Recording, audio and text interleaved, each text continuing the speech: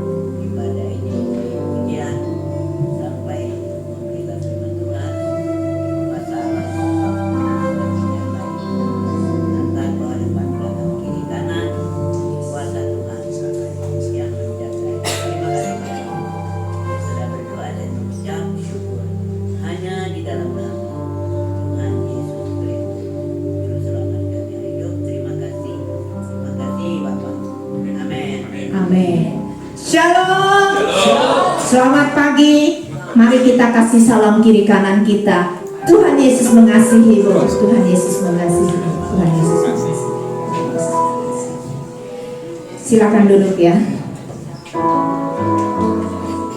Saya percaya hari ini ada sukacita Allah yang memberi penghiburan dan kekuatan buat kita. Mungkin selama ini kita letih, kita lesu, kita banyak beban, banyak persoalan yang kita pikirkan. Pagi ini kita mau bersukacita di dalam Tuhan. Mari kita naikkan pujian, bertemu di dalam kasih-Nya.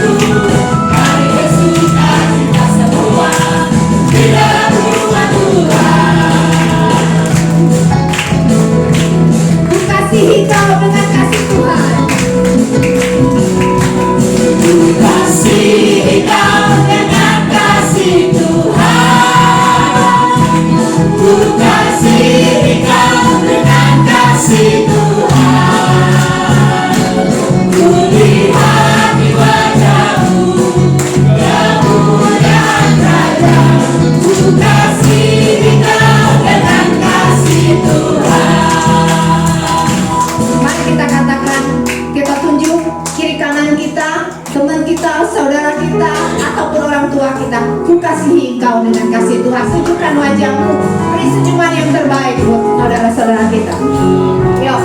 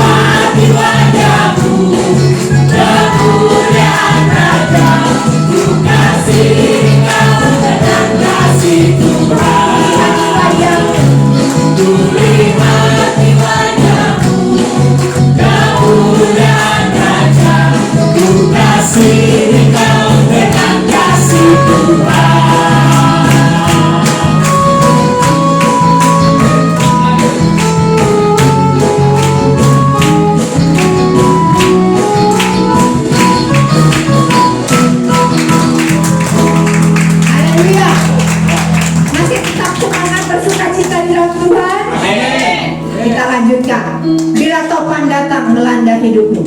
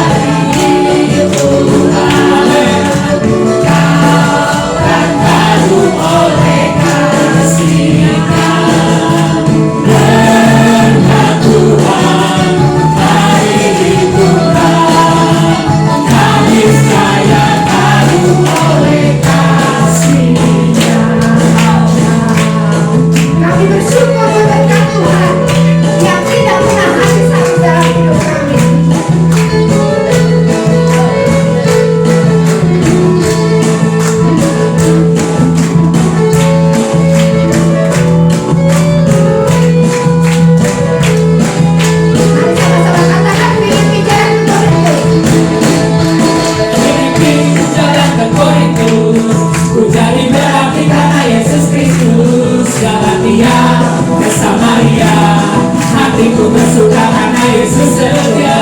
Kau namun sampai ke Yudea, jangan takut karena Tuhan yang beserta. Betania, jangan ke Bethesda, dalam Tuhan masa depan sungguh ada. Menjadi berarti karena Yesus Kristus. Dia bersama dia, hatiku bersuka karena Yesus setia. Sampai ke Yudea, jangan takut karena Tuhan yang beserta. Dia jalan ke Bethesda, dalam Tuhan masa depan sungguh ada. Berkat Tuhan mari Tuhan, kau kan kagum oleh kasih-Nya. Berkat Tuhan mari Tuhan, kau niscaya kagum oleh kasih.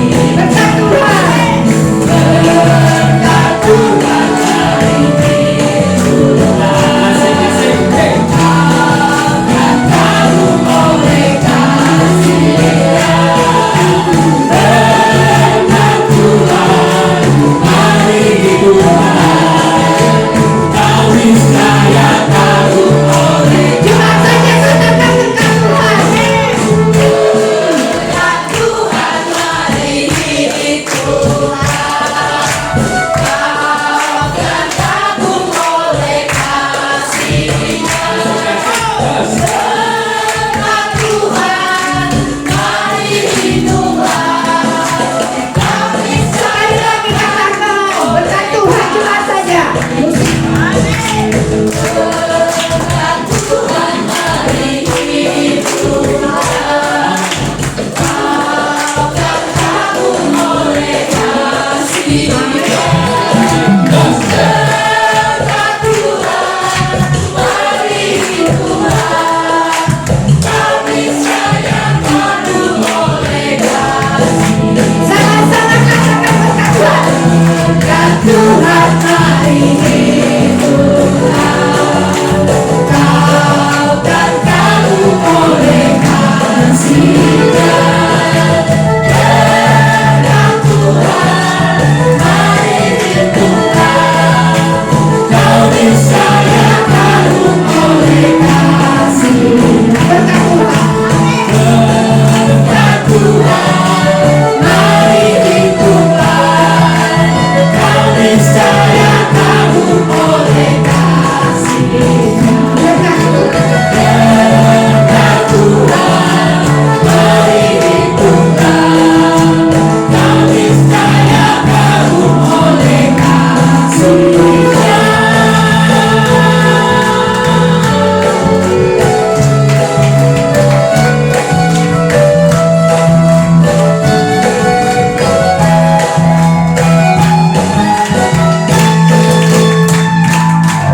Kita kagum dengan berkat Tuhan. Haleluya. Masih semangat? Tidak capek? Haleluya. Kita lanjutkan pujian ini. Katakan kau satu dalam penuh kasih. Kita mau bersuka cita dalam Tuhan.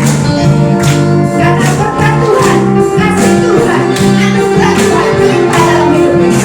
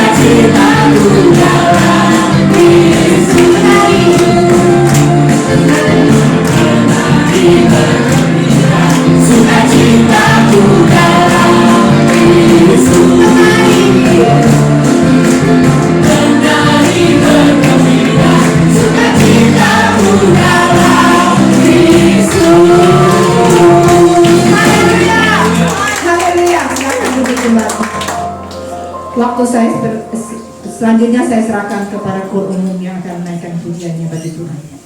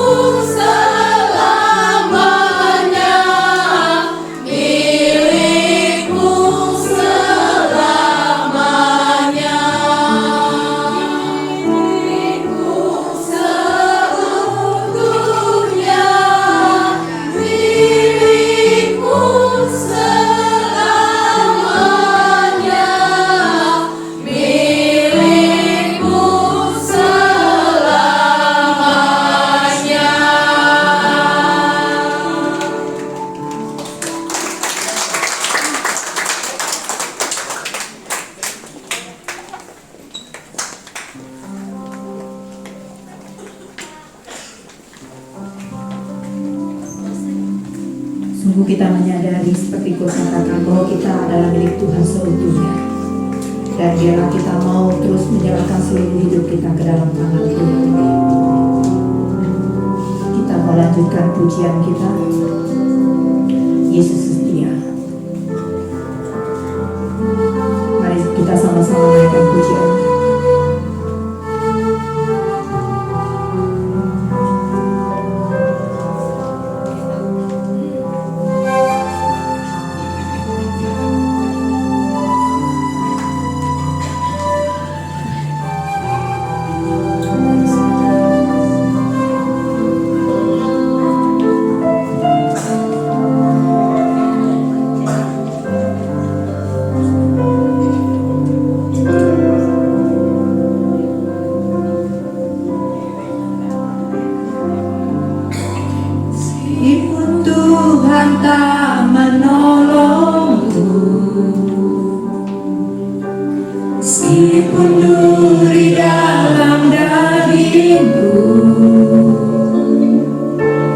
Tetap memilih untuk percaya.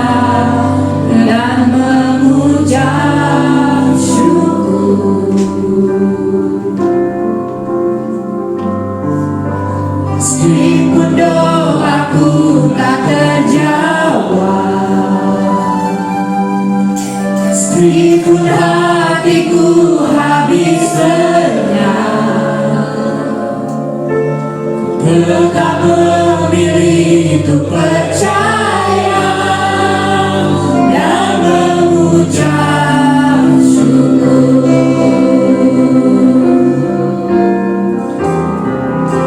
Berkali-kali Kau menolong,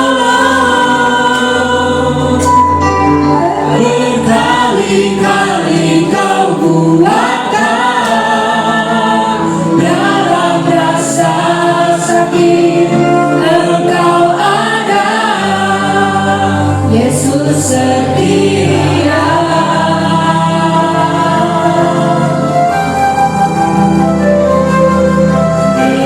Berkali-kali Kau menolong,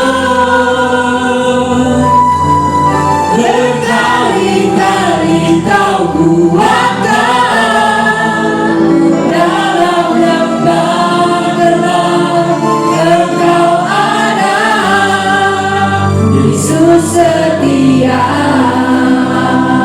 Meskipun Tuhan tak menolong, Meskipun Tuhan tak menolong, meskipun duri dalam dagingku, tetap memilih dan percaya dan mengucap syukur. meskipun doaku tak terjawab, Meskipun doaku tak terjawab, meskipun hatiku habis lenyap, tetap memilih untuk percaya dan mengucap syukur.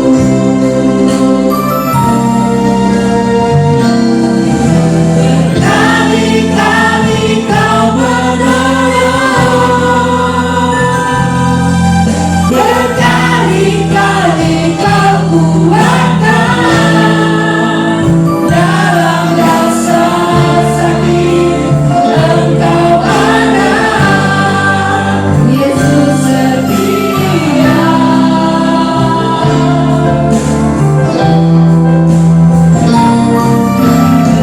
Berkali-kali Kau menolong, berkali-kali Kau kuatkan dalam lembah gelap. Engkau ada, Yesus setia. berkali-kali Tuhan menolong. Berkali-kali Kau menolong, berkali-kali Kau kuatkan dalam rasa sakit.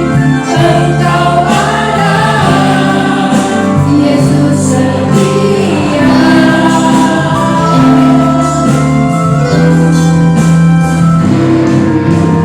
Berkali-kali Kau menolong, berkali-kali Kau kuatkan dalam lembah gelap.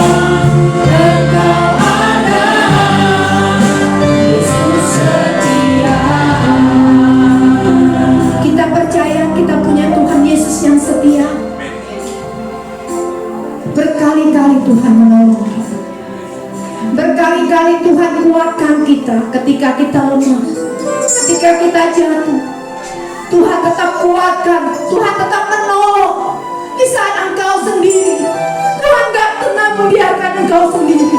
Tuhan ada, Tuhan menyertaimu, Tuhan menolongmu dan memberikan kekuatan bagimu. Di saat engkau butuh jalan keluar, Tuhan datang memberikan jalan bagimu. Kuatkan dan teguhkan imanmu. Engkau yang merasakan bahwa Yesus setia, engkau yang merasakan berkali-kali Tuhan menolongmu, berkali-kali Tuhan kuatkanmu. Mari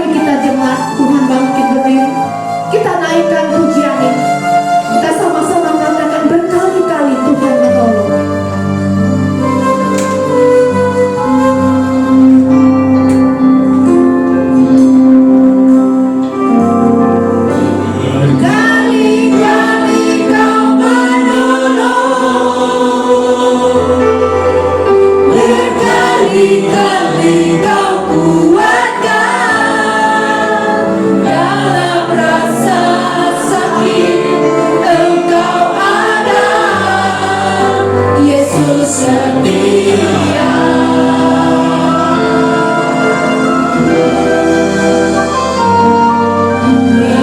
Berkali-kali Kau menolong,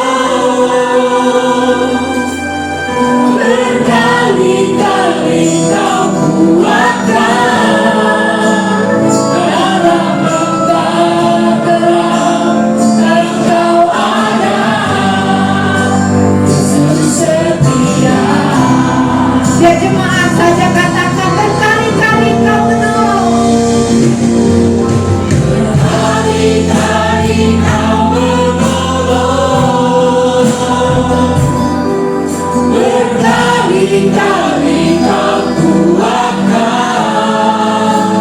dalam rasa sakit Engkau ada, Yesus setia.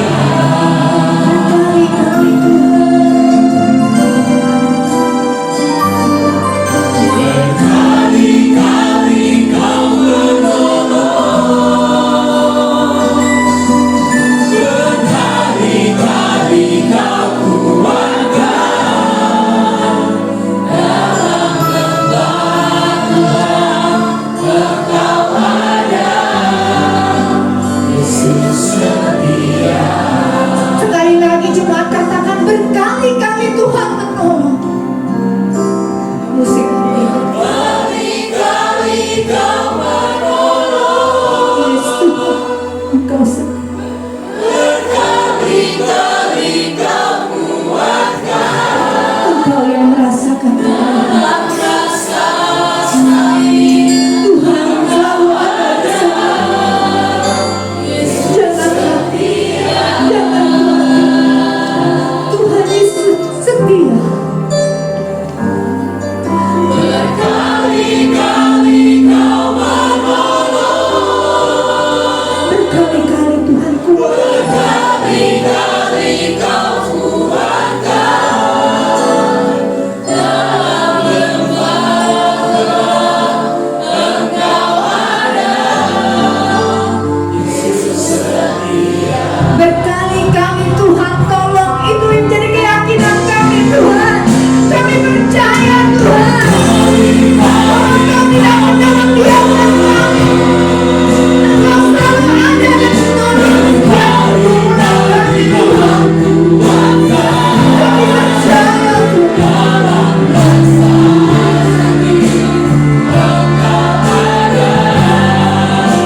Yesus setia.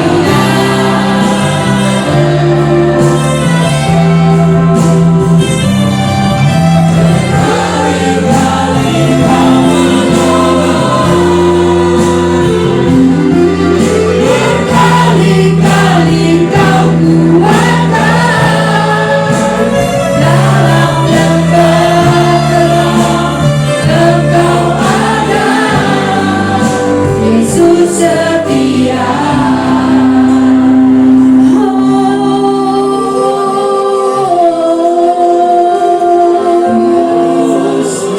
Kami bersyukur Tuhan, kami punya Yesus yang setia, Yesus yang sanggup menolong, Yesus yang sanggup memberikan kekuatan. Oh, angkat suaramu, puji Dia. Tuhan ada di tempat ini. Dia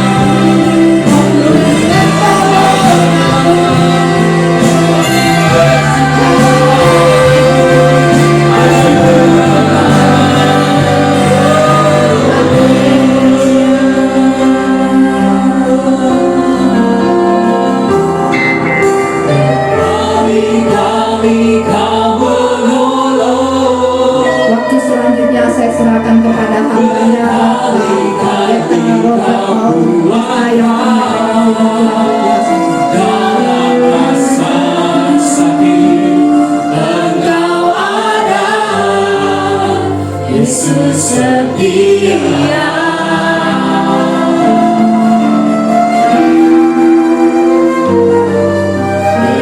Berkali-kali Kau menolong, berkali-kali Kau kuatkan. Dalam lembah terang Engkau ada, Yesus setia.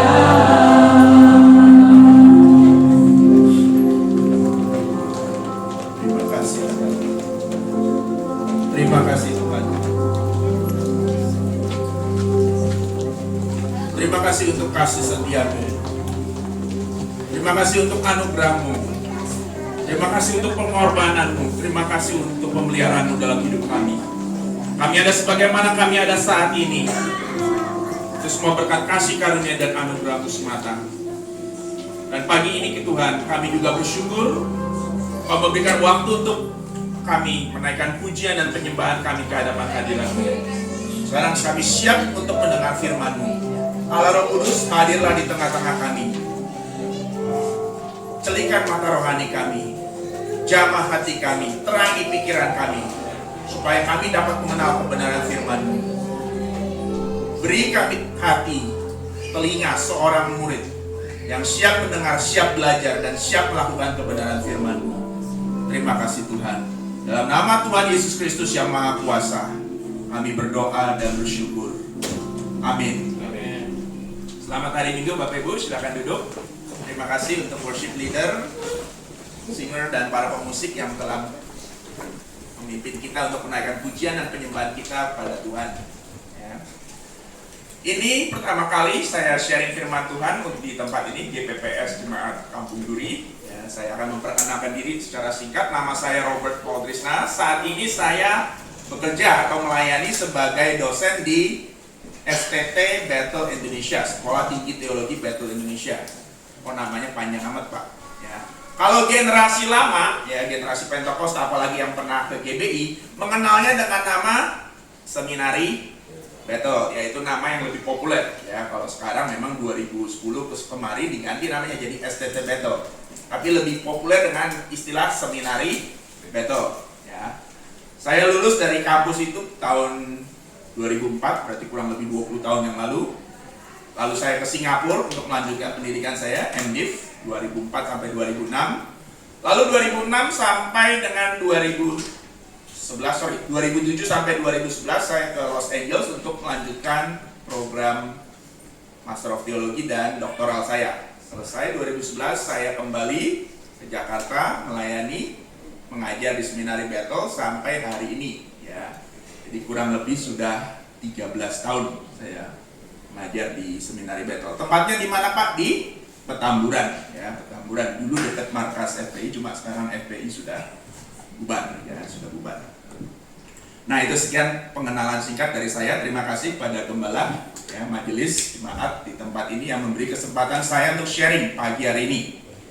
Pagi hari ini saya akan sharing firman Tuhan yang sesuai tema, diberi judul Become a Role Model. Ya, atau kalau bahasa Indonesianya aja simpel aja, jadilah teladan. Jadi pagi ini kita akan belajar dari tokoh-tokoh Alkitab bagaimana memiliki hidup yang bisa dijadikan contoh oleh orang-orang lain di sekitar kita. Tanpa berlama-lama kita buka ayatnya dalam kitab Filipi. Ya, kitab Filipi pasal yang ketiga. Filipi pasal 3 ayat 17 sampai dengan ayat yang ke-21. Sekali lagi saya ulang, Filipi pasal 3 ayat yang ke-17 sampai dengan ayat yang ke-21. PowerPoint saya bisa ditampilkan ya. Di sini ada 5 ayat, saya akan mulai dengan ayat 17, ayat yang ganjil, Bapak Ibu ayat yang genap, ayat 18, nanti ayat 21 kita kembali baca bersama-sama. Ya. Judul perikopnya adalah nasihat-nasihat kepada jemaat. Ayat 17, saudara-saudara, ikutilah teladanku dan perhatikanlah mereka yang hidup sama seperti kami yang menjadi teladanmu. Silakan ayat 18. Karena seperti yang telah kami katakan kepadamu dan yang menyatakan belas kasihan menangis, banyak orang yang hidup sebagai 19. Kesudahan mereka ialah kebinasaan. Tuhan mereka ialah perut mereka. Kemuliaan mereka ialah aib mereka. Pikiran mereka semata-mata tertuju pada perkara duniawi. Ayat 20.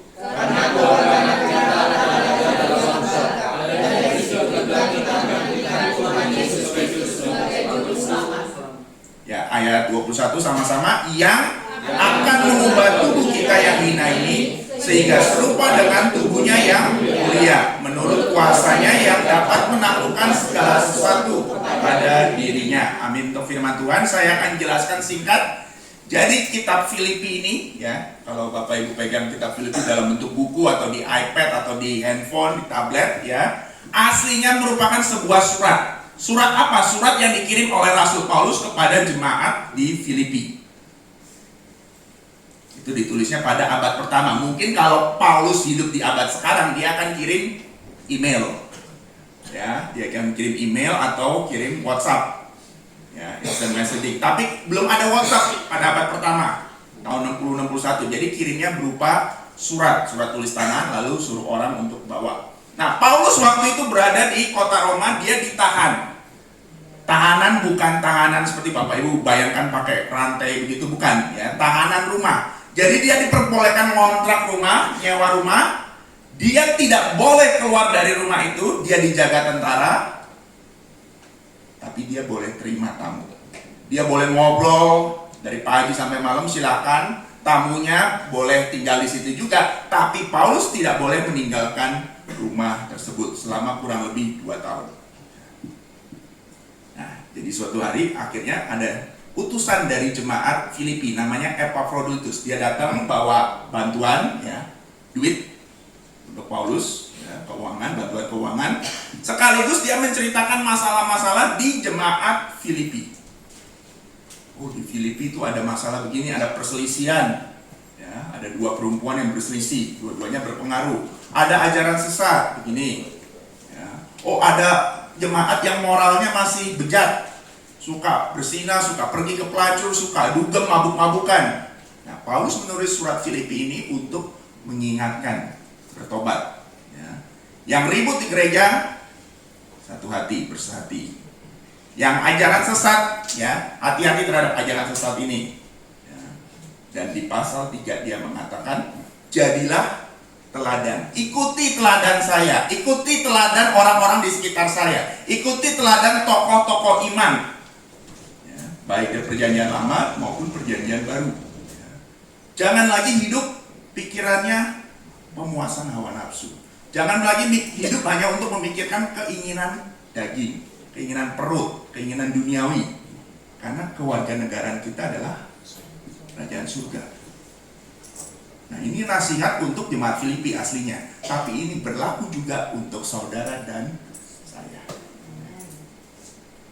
Bagaimana untuk memiliki hidup yang menjadi teladan? Nah, pagi ini saya mengajak kita untuk belajar bukan dari Rasul Paulus, tapi dari 2 tokoh perjanjian lama yang tentunya Bapak Ibu sudah familiar. Saya sengaja pilih tokoh perjanjian lama, kenapa? Karena kita sudah sering dengar waktu kita ikut sekolah minggu dulu, waktu kecil.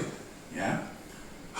Langsung aja, next. Yang pertama yang kita bisa pelajari dari tokoh perjanjian lama adalah, ini yang paling pertama dan ini yang paling penting, adalah intim dengan Tuhan.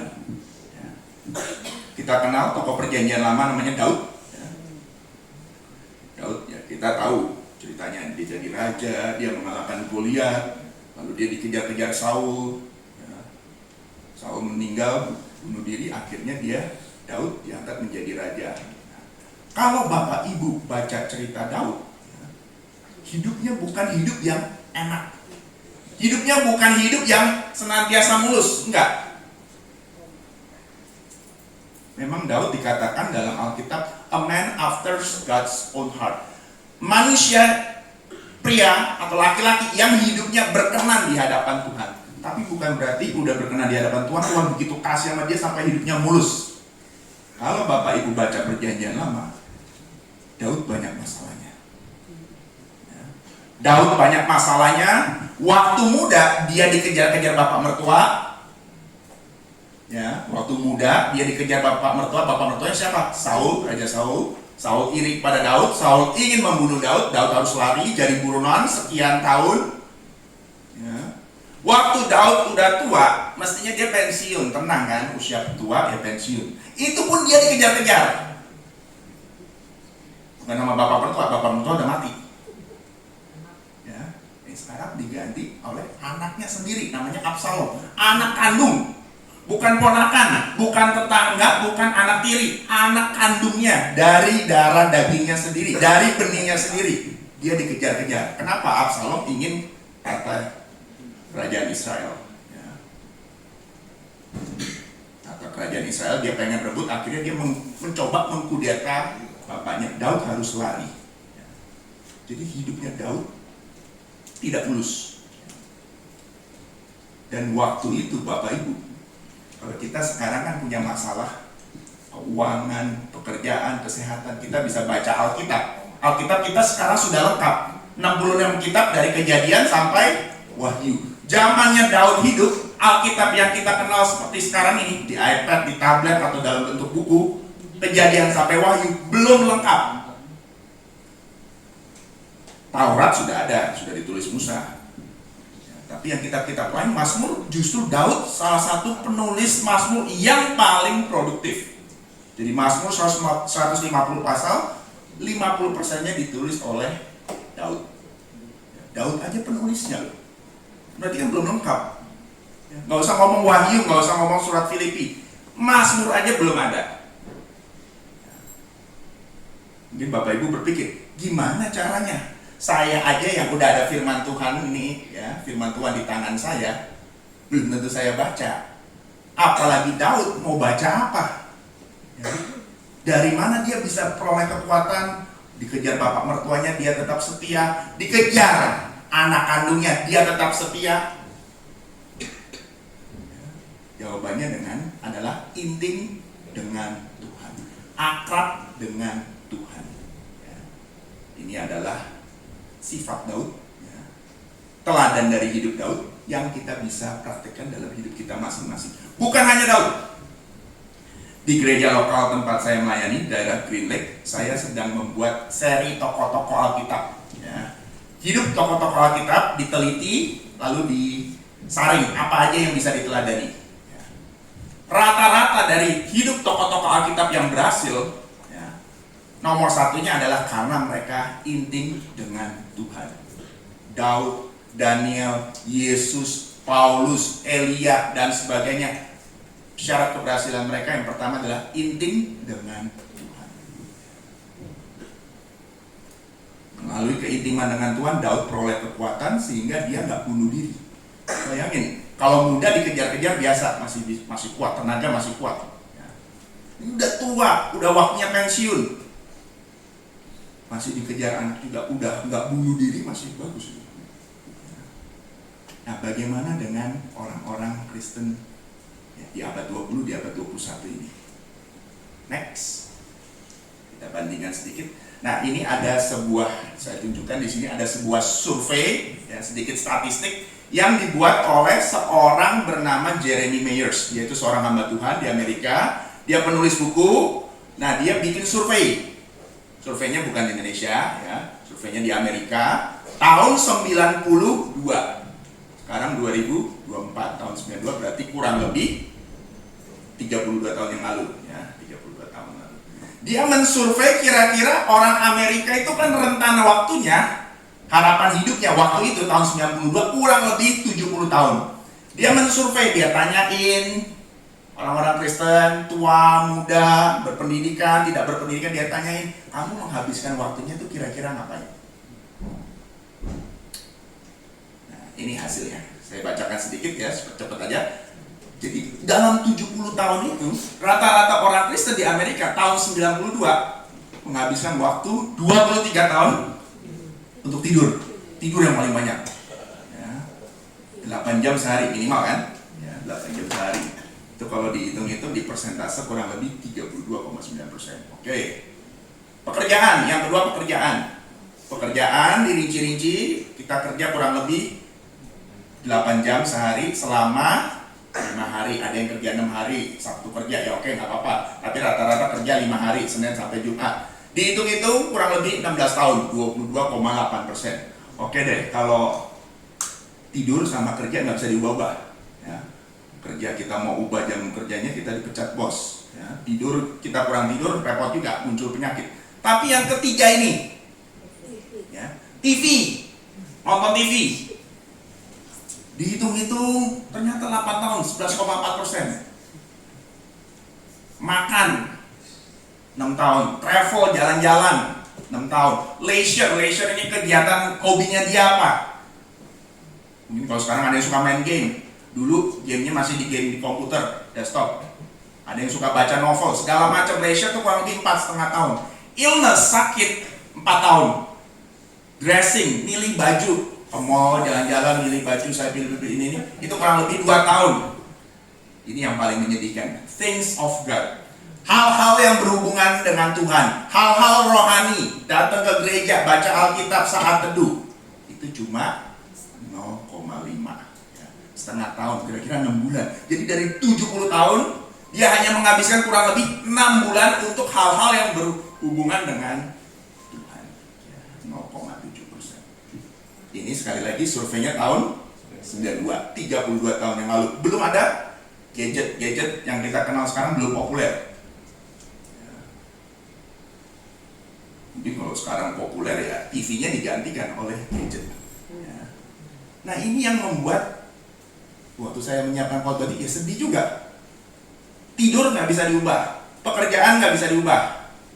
Tapi yang ketiga minimal hal-hal rohani, hal-hal yang berhubungan dengan Tuhan. Karena apa? Karena ini yang berurusan dengan kekekalan. Karena kita tadi dikatakan warga kerajaan surga.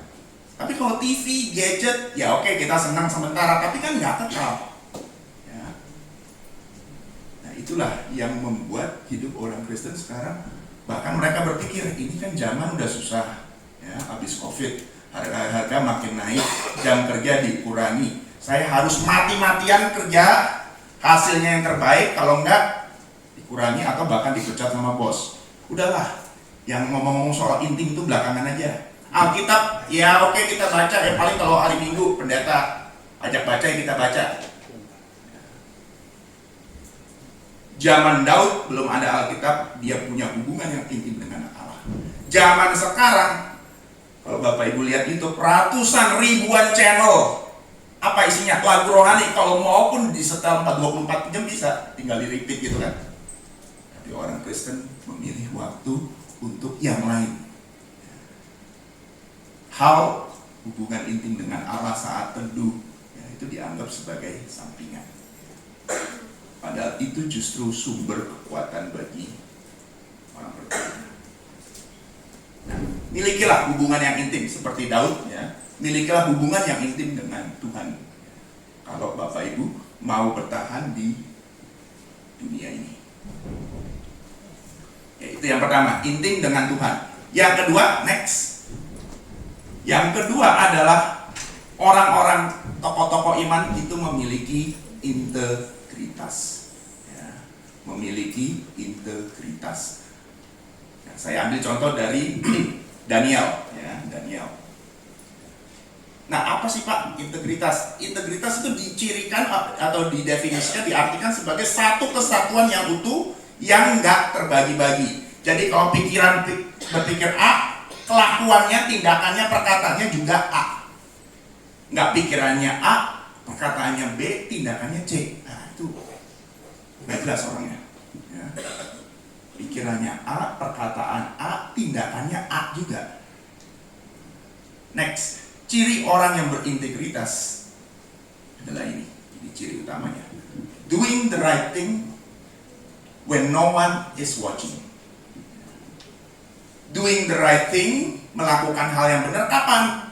Apa waktu ada Bapak Gembala, ada Ibu Gembala, ada majelis di samping kita melakukan yang benar? Enggak. Waktu nggak ada orang pun dia tetap melakukan hal yang benar.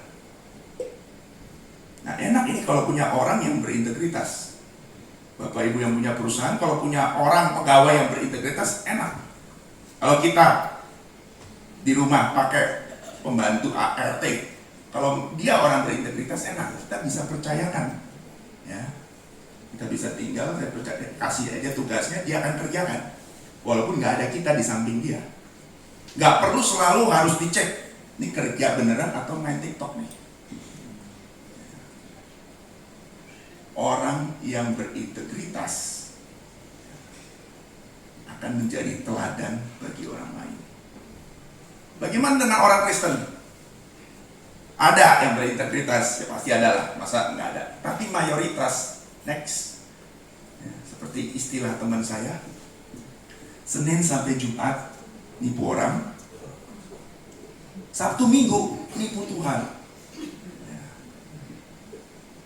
Ada sih orang Kristen berintegritas, saya melihat beberapa hamba Tuhan hidupnya berintegritas. Ya. Tapi kebanyakan Senin sampai Jumat, ini istilah teman saya kerja di marketplace, ya, dunia bisnis. Senin sampai Jumat nipu orang, nipu klien, nipu pelanggan, nipu pegawai, nipu rekan bisnis. Sabtu Minggu dia nipu Tuhan, dia datang ke gereja angkat-angkat tangan. Senin sampai Jumat gitu lagi. Pokoknya Sabtu sama Minggu dia rohani banget. Senin sampai Jumat kembali ke biasanya. Nah, itu adalah ciri orang munafik. Bapak Ibu tahu bahasa Inggrisnya munafik? Hypocrites. Nah, itu dari bahasa Yunani. Ya. Dari bahasa Yunani, hypocrites. Ya.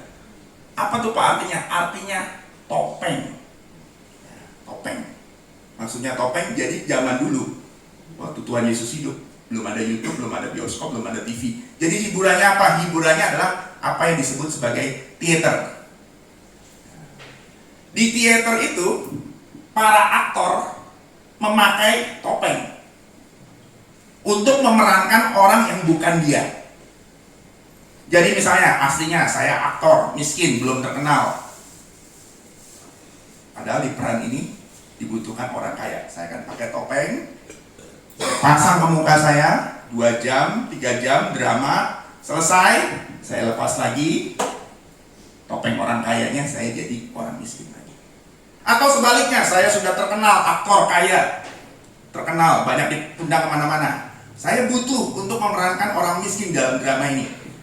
Saya 2 jam, saya pakai topeng orang miskin, jadi orang miskin, kelakuannya seperti orang miskin. Selesai, 2 jam, 3 jam, dramanya udah selesai, teaternya udah selesai, saya lepas lagi, kembali jadi orang kaya.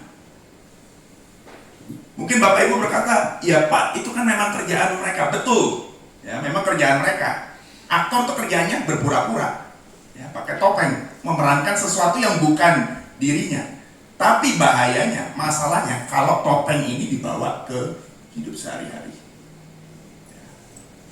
Jadi kalau Bapak Ibu mau jadi aktor ya silakan aja, atau aktor atau aktris, saya nggak mempersalah. Tapi kalau Bapak Ibu bawa topeng, hipokrites, munafik ini kehidupan sehari-hari, itu yang jadi masalah. Suami ketemu istri pagi, cipika-cipiki, pergi dulu ya, ngantor dulu ya. Kelihatannya sangat saling mencintai, akrab banget, intim banget, di luar dia selingkuh. Teman di kantor, halo gimana liburannya weekend kemarin? Cipika-cipiki juga, di belakang dia ngomongin kita. Topeng. Ya. Kalau dalam dunia politik, Bapak Ibu nggak usah heran. Ya. Ini kan kita mau pilkada ya, hari Rabu ya. Hari Rabu. Ya. Saya menuntut ini atas nama rakyat. Pertanyaannya rakyat yang mana? Rakyat Indonesia 270 juta atau kepentingan partaimu atau bahkan kepentingan pribadimu sendiri. Itulah munafik, topeng, berpura-pura, kelihatannya Kristen loh, tapi kok kelakuannya begitu ya. Nah, integritas, sekali lagi, orang yang berintegritas adalah kebalikannya dari orang yang munafik. Kalau orang yang berintegritas, saya Kristen, pengikut Kristus, saya percaya firman Allah, ada Alkitab di rumah saya mau belajar, saya mau melakukan Alkitab. Perkataannya bukan perkataan kotor, tapi perkataan firman Allah. Kelakuannya sejalan dengan firman Allah. Itu orang berintegritas. Tapi kalau orang munafik, saya tahu ayat itu, saya hafal dari kecil sekolah minggu kok. Tapi perkataan lain lagi. ya. Kelakuan lain lagi. Jadi integritas adalah lawan kata dari munafik. Integritas lurus, pikiran, perkataan, perbuatan sama, ya. Sedangkan yang munafik, pikirannya A, kelakuannya B. Pikirannya saya orang Kristen, saya hafal ayat Alkitab, tapi kelakuannya tidak sama dengan Alkitab, malah bertentangan. Nah, jangan kita jadi orang yang munafik. Sekali lagi, jangan kita jadi orang yang hafal banyak ayat, ya, tapi tidak dilakukan. Jadi dalam doa saya katakan, beri kami telinga seorang murid siap mendengar, ya, siap belajar, udah level 2, dan siap melakukan, siap mentaati. Level pertama sama level kedua mungkin gampang. Oh, mendengar, oh pendeta ngomong, pengkhotbah ngomong. Belajar, oh ya belajar, oke, masuk deh, nggak masalah. Tapi melakukan itu yang banyak yang nggak dilakukan. Nah, itu ciri yang kedua atau teladan kedua dari Daniel, ya. Orang yang berintegritas. Makanya kalau Bapak Ibu baca, Daniel kan melewati 2 masa kerajaan.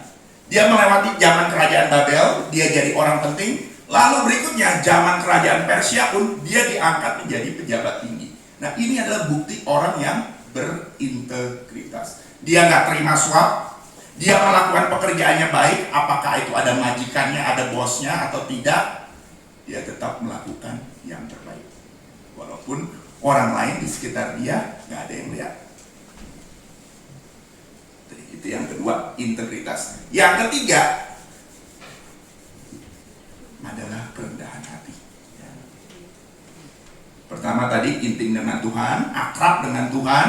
Yang kedua integritas, kelakuan dan perbuatan lurus sama dengan pikiran. Yang ketiga rendah hati, humility. Suatu hari rajanya Daniel waktu itu, Raja Babel, Nebukadnezar, dia mimpi. Mimpinya begitu aneh. Dia panggil orang-orang pintar di sini maksudnya dukun, ya, dukun di kerajaan Babel. Panggil sini semua, kumpulin. Lalu raja bilang begini, tadi malam saya mimpinya aneh. Sekarang kamu orang-orang pintar, kalian tebak isi mimpi saya apa, artikan. Waduh, ini pertanyaan ngeri ya. Suruh tebak artinya, tebak dulu mimpinya apa, lalu artikan. Gak ada yang bisa. Daniel berdoa sama Tuhan, Tuhan menjawab isi doanya. Daniel dipanggil ke raja. Raja bertanya pada Daniel, kamu bisa tahu mimpi saya, artikan mimpi saya. Jawaban Daniel, jawaban orang yang jujur dan rendah hati. Gak ada yang bisa, ya. Tapi Tuhan bisa. Tuhan kasih tahu saya, makanya saya bisa. Nah, itu perkataan Daniel. Jadi Daniel tidak berkata, oh saya jelas bisa, saya kan dulu bangsawan waktu di Palestina, di Yerusalem. Masuk ke Babel, dididik 3 tahun, ya pasti bisa, pasti saya jadi orang pintar dong. Enggak, itu jawaban orang sombong. Daniel nggak ngomong begitu, ya. Daniel katakan, nggak ada yang bisa, saya pun nggak bisa nih. Tuhan bisa, Tuhan kasih tahu saya, makanya saya bisa. Ciri orang yang rendah hati. Next. Bapak Ibu pernah lihat kaos seperti ini? Kaos biasa, warna hitam. Depannya, kalau yang kiri sih depannya nggak ada kelihatan apa-apa. Tapi belakangnya itu loh tulisannya. Biar miskin, yang penting sombong. Kalau yang kanan, tulisannya di depan. Ya, belakangnya kosong, depannya yang tulis. Hashtag jelek nggak apa-apa. Yang penting sombong. Kalau biar miskin, yang penting pintar masih bagus kan, ada nilai positifnya. Jelek nggak apa-apa, yang penting kaya masih ada nilai positifnya.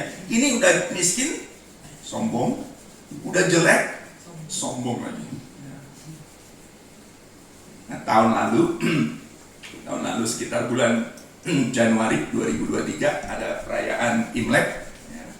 Saya bertemu dengan teman saya, kami reuni ya, ini 2 orang gitu. Ya, Waktu itu sama-sama studi di Singapura, saya kembali ke Indonesia, saya kembali ke Jakarta, dia tetap di Singapura sampai hari ini. Nah, waktu Imlek dia silaturahmi dengan keluarga besarnya di Jakarta. Maaf. Dia pakai kaos hitam. Kami ketemu di mall, dia pakai kaos hitam. Biasa aja. Saya melihatin kami makan ya biasa aja, depannya kosong.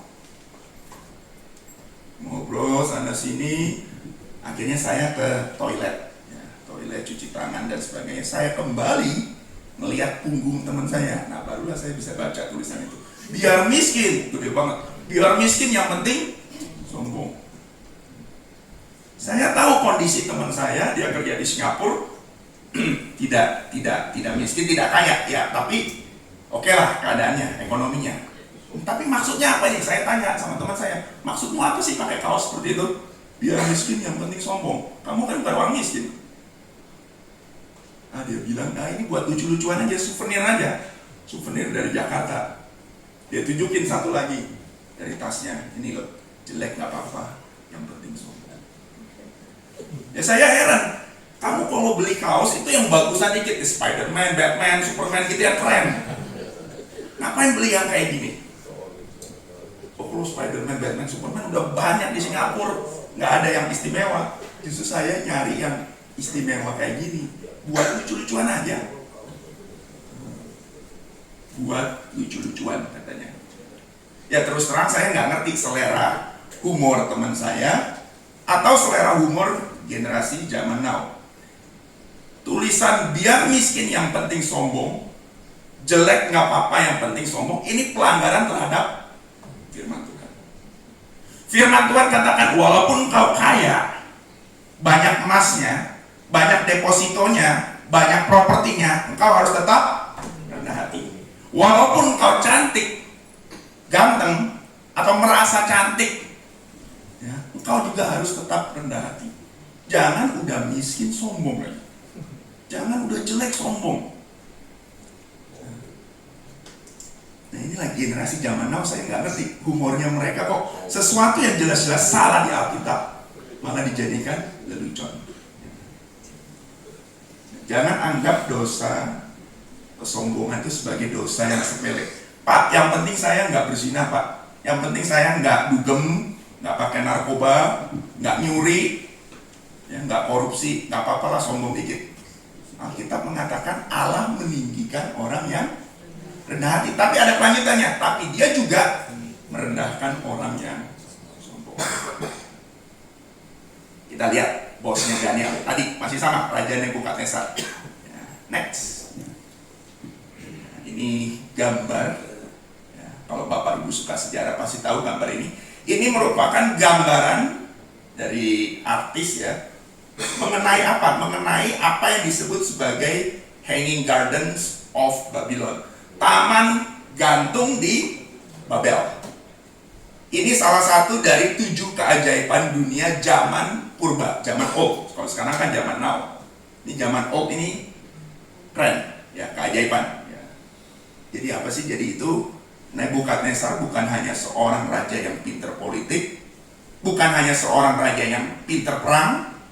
Kalau perang menang terus, tapi dia juga seorang raja yang artistik. Punya nilai seni, suka estetika, suka keindahan, suka kecantikan. Jadi dia bikin istana, dia lihat, kok istana saya gersang banget. Ya. Babel itu di Irak, ya. Sekarang Irak, kalau dulu namanya Babel. Ya. Kok istana saya gersang banget, sekitarnya padang pasir. Ah, jelek kalau cuma batu-batu aja. Saya mau hiasi dengan tanaman.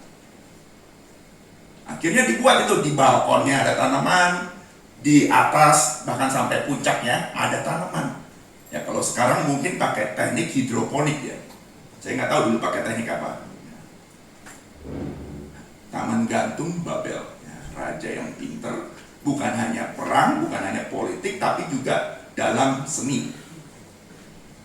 Tapi suatu hari, ya Alkitab mengatakan Nebukadnezar meninggikan dirinya. Wih, Babel nih, lihat nih, punya gue nih, gue yang bikin. Kitab Daniel mengatakan saat dia meninggikan diri, di situ Tuhan menjatuhkannya. Tuhan merendahkannya. Jadinya gimana Pak? Jadinya seperti ini. Next. Orang yang direndahkan Tuhan. Gambar apa nih Pak? Ngeri banget. Ini gambaran dari pelukis, ya, mengenai apa yang terjadi pada Raja Nebukadnezar waktu Tuhan merendahkannya. Kalau Bapak Ibu bilang gambaran ini serem, aslinya lebih serem lagi dari ini. Apa yang terjadi waktu Nebukadnezar direndahkan Tuhan? Pikirannya korslet. Ya, pikirannya korslet, tadinya waras, sekarang korslet. Jadi dia mengidap penyakit mental yang namanya zoantropi. Apa itu zoantropi? Jadi dia nggak merasa, oh ini saya raja, bukan. Saya ini bukan manusia, saya ini hewan. Saya ini bukan raja, saya ini sapi. Ya. Oh error banget Pak, ya itu. Orang yang direndahkan Tuhan, pikirannya korslet. Ya. Jadi dia hidup sebagai bukan raja, bukan manusia, sapi. Berapa lama itu Pak? Bukan 7 hari, bukan 7 minggu, tapi Alkitab mencatat 7 tahun. 7 tahun hidup seperti sapi. Pakaiannya apa Pak?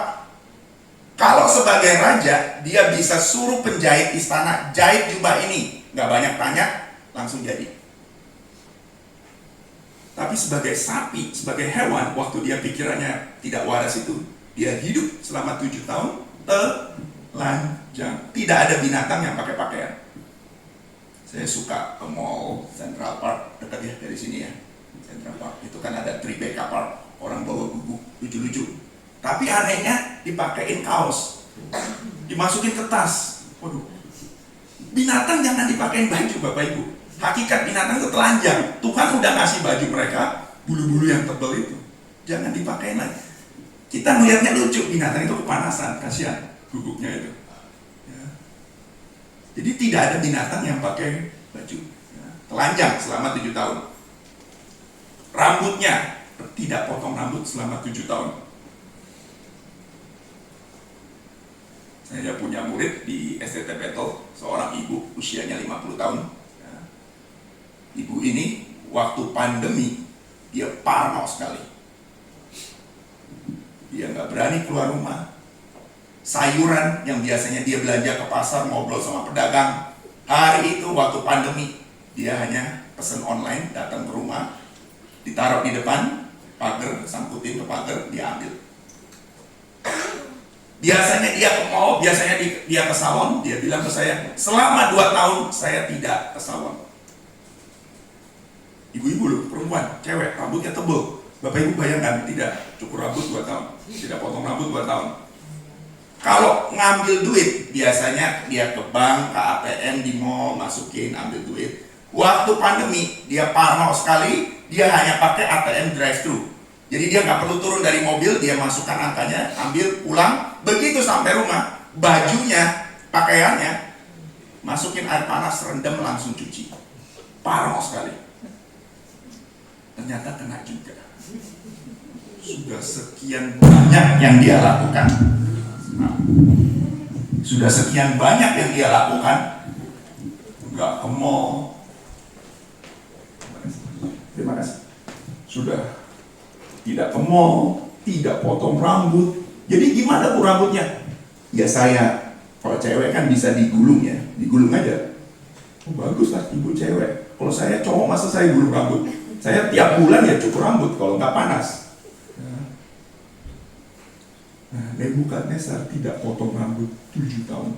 Kukunya, kalau saya gunting kuku seminggu sekali, kalau enggak buat ngetik di komputer atau main keyboard, main piano, nggak enak, ada suara tetek-tetek gitu.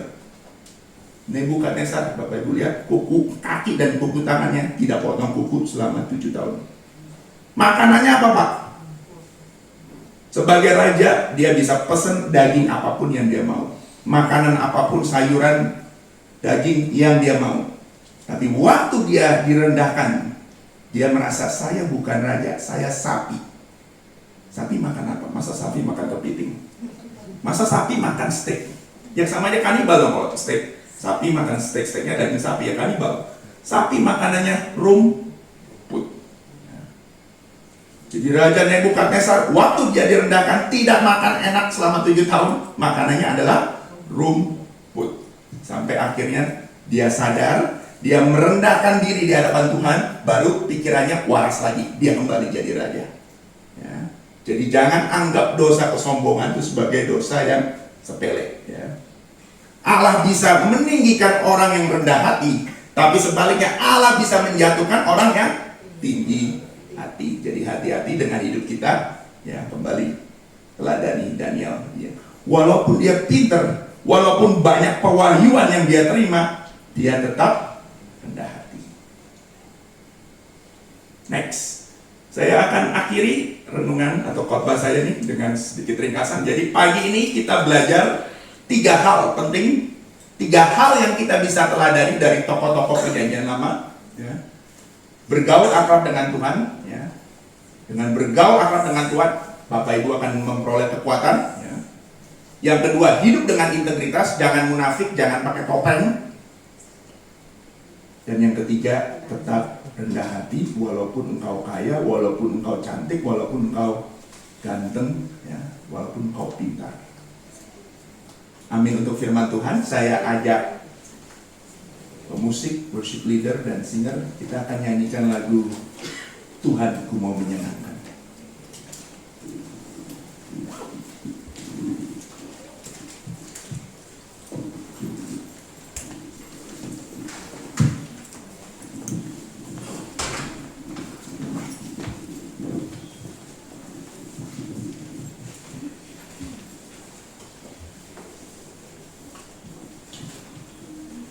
Kita nyanyikan dari refnya, menyenangkanmu, menyenangkanmu.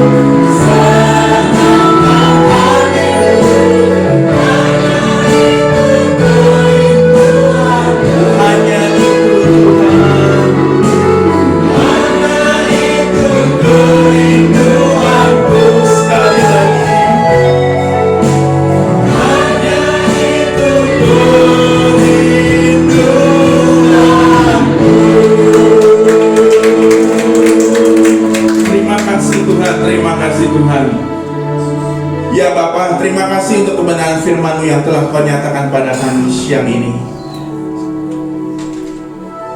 Kami telah belajar dari teladan hidup Daud, teladan hidup Daniel. Kami belajar untuk memiliki hubungan yang intim dengan Engkau. Kami belajar untuk hidup dengan integritas. Dan kami juga belajar untuk rendah hati. Allah Roh Kudus, mampukan kami untuk hidup seperti Daniel, seperti Daud. Mampukan kami untuk melayani-Mu dengan segenap hati, jiwa, serta kekuatan kami. Dan bentuk kami Tuhan seturut dengan kehendak-Mu. Terima kasih ya Bapa. Doa ini kami panjatkan dalam nama Putra Allah yang Maha Kuasa, Tuhan Yesus Kristus. Amin. Selamat hari Minggu, Tuhan Yesus memberkati. Silakan duduk.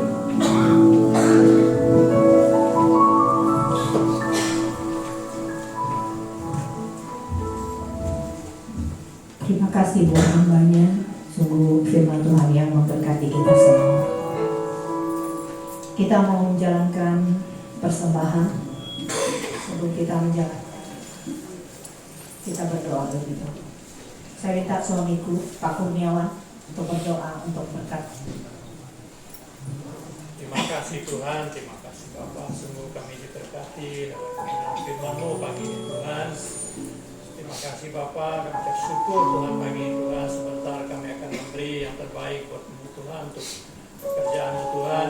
Bagi saya berilah dengan hati bersyukur Tuhan. Terima kasih Tuhan Yesus, terima kasih Roh Kudus. Kami bersyukur, haleluya. Amin. Amin. Kita naikkan pujian bila topan keras datang melanda.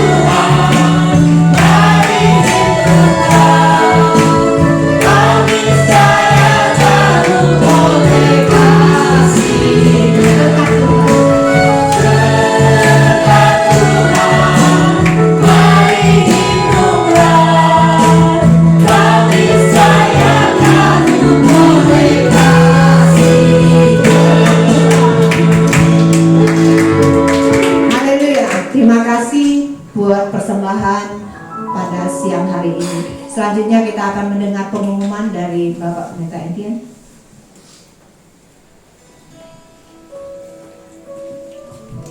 Ya, puji Tuhan Bapak Ibu, diberkati semua, amin. Ya, hari ini lewat firman Tuhan kita senantiasa mau menjadi teladan, amin ya. Ya, terima kasih buat hambanya, Bapak Robert Krisna, buat pelayanannya. Tuhan memberkati. Bapak Ibu, ya mungkin bertanya-tanya ya, belakang namanya ada Krisna. Ya, ini adalah putra dari Bapak Jonathan Trisna ya. Iya, Pak Jonathan yang sudah beberapa kali share firman Tuhan di tempat kita juga selama ini. Bapak Ibu, saya umumkan beberapa hal untuk ibadah. Ya, ini rekening Natal yang ditampilkan. Ya, tadi ada ya ibadah ya. Nah, ini ibadah Rabu ya, pukul 7 sampai setengah 9. Teman-teman Bapak Ibu hadir dalam ibadah Rabu kita. Terus berikutnya Kamis ada ibadah Jum pukul 7 sampai setengah 9. Berikutnya ada diskon sekolah minggu hari Jumat ya, pukul 8 sampai pukul 9 ya. Kita boleh arahkan cucu-cucu atau anak kita.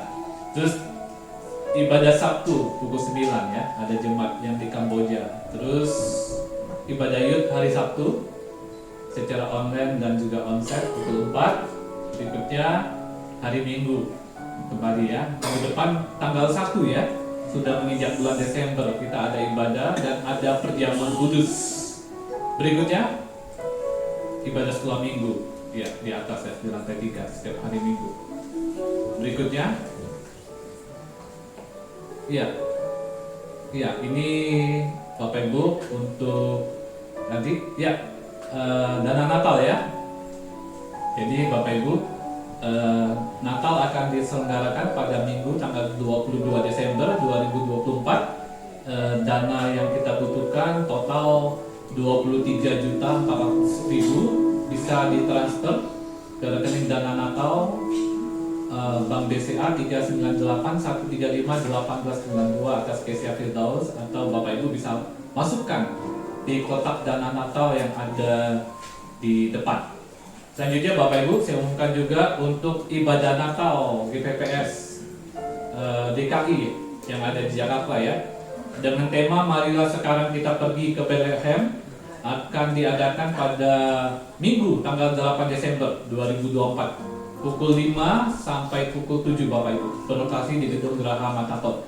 Jadi Bapak Ibu yang ingin ikut dalam ibadah Natal ini, kita kumpul di gereja pukul 3:30 ya, kurang lebih 3:30 ya, jam 4 kurang kita sudah berangkat.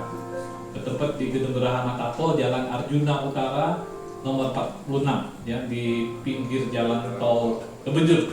Berikutnya Bapak Ibu, untuk ibadah Natal kita pada tanggal 22 Desember tahun 2024 pukul 9 sampai pukul 11 dengan tema Hope, Peace, Joy, and Love ya, dengan pembicara Bapak Pendeta Yosia Jah. Juga Bapak Ibu, saya juga mengucap terima kasih hari ini buat Cik Chume ya, yang sudah menyediakan konsumsi ya buat perjamuan kasih hari ini. Tuhan berkati. Dan juga Bapak Ibu, bagi Bapak Ibu mungkin juga jemaat Tuhan yang mau didoakan ya selesai ibadah ini, bisa ya jangan segan-segan didoakan oleh Ibu Gembala atau tim doa kita yang ada. Sekian pengumuman, terima kasih, Tuhan berkati. Kita mau akhiri ibadah kita pada siang hari ini. Saya jemput kita semua bangkit berdiri. Kita naikkan doa yang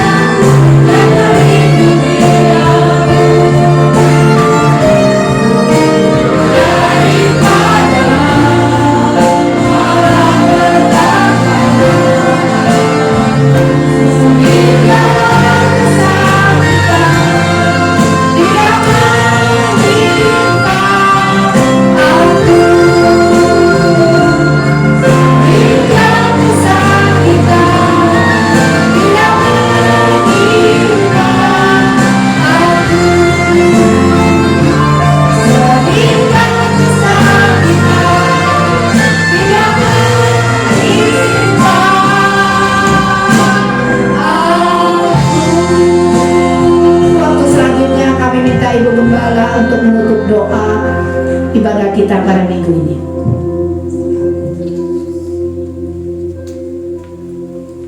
Selesai ibadah, semua anak-anak Tuhan, pura-pura Tuhan kembali ke rumah masing-masing. Tuhan jaga lindungi mereka semua pulang tiba rumah masing-masing dengan selamat. Kiranya kasih sayang daripada Allah Bapa, Persekutuan Roh Kudus menyertai kami semua, mulai sekarang bahkan sampai selama-lamanya. Terima kasih Bapak. Amin. Ibadah selesai, Tuhan Yesus memberkati. Happy Sunday.